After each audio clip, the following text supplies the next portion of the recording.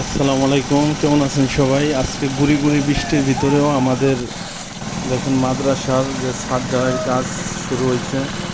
তো আমরা কীভাবে ছাদ ঢালাই করতেছি, আমাদের মিস্ত্রিরা কীভাবে ছাদ ঢালাই দিতেছে দেখেন। যে এই মাদ্রাসার কাজ যখন শুরু হয় তখন আমি একটা ভিডিও দিচ্ছি। এখন আমাদের এই যে ছাদের কাজ চলতেছে।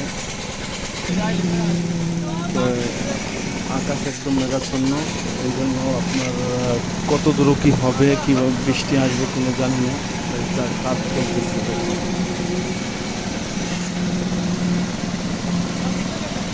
আমাদের স্থানের সাথে মিশনের মাদ্রাসার মসজিদ, তো মাসাল্লাহ মাদ্রাসার এই ছাত্রালয়ের কাজ হয়ে গেলে ইনশাআল্লাহ অনেকটা এগিয়ে যাবে আমাদের কাজ।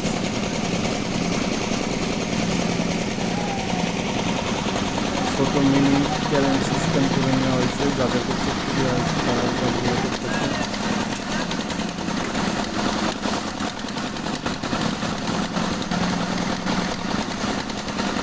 কীভাবে কাজগুলো করে অবশ্যই আপনারা পুরো ভিডিও দেখলেই আপনারা বুঝতে পারবেন যে কী অবস্থায় কীভাবে কাজ করতেছে আমাদের।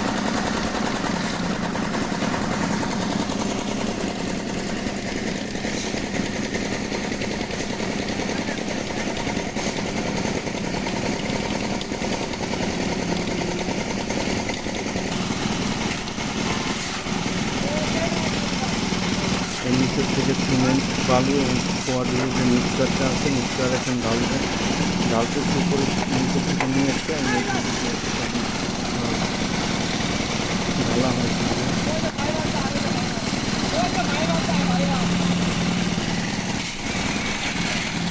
পলিথিন নিয়ে প্রস্তুতি, জোরে বৃষ্টি হলে পলিথিন দিয়ে দিতে হবে, আর না হলে সমস্যা হয়েছে। কাজ অনেক ঘুরে দিয়ে গেছে, তাই আমাদের পলিথিনের প্রস্তুতি আছে।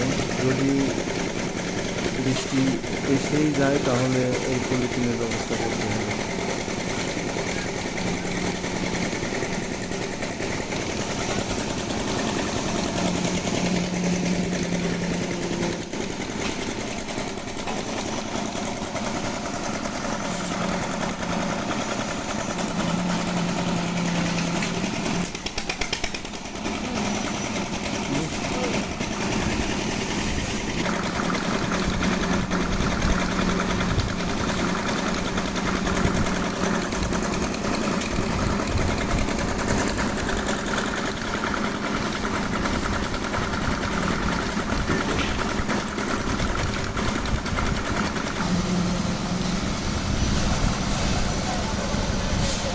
তো কাজগুলো কীভাবে মেশিনে করা হয় দেখেন আপনারা, এবং কি হাতে ম্যানুয়ালি কীভাবে করা হয়।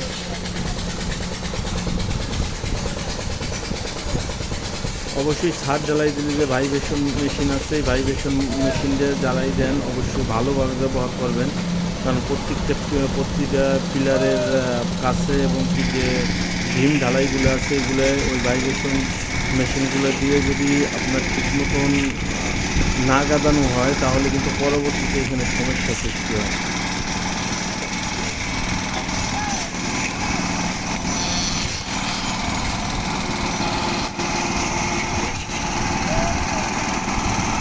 আলহামদুলিল্লাহ আমাদের মাদ্রাসার জন্য সবাই দোয়া করবেন যেন সুস্থ এবং কি সব কিছু ভালোভাবে আমরা কাজটা শেষ করতে পারি। এই জন্য সবাই প্রচেষ্টায়, এখানে একক কারো আপনার কিছু নেই, সবাই এখানে দান অনুদান করতেছে এবং সেই টাকা দিয়েই আমাদের এই প্রতিষ্ঠানের কাজ সামনের দিকে এগিয়ে যেতেছে।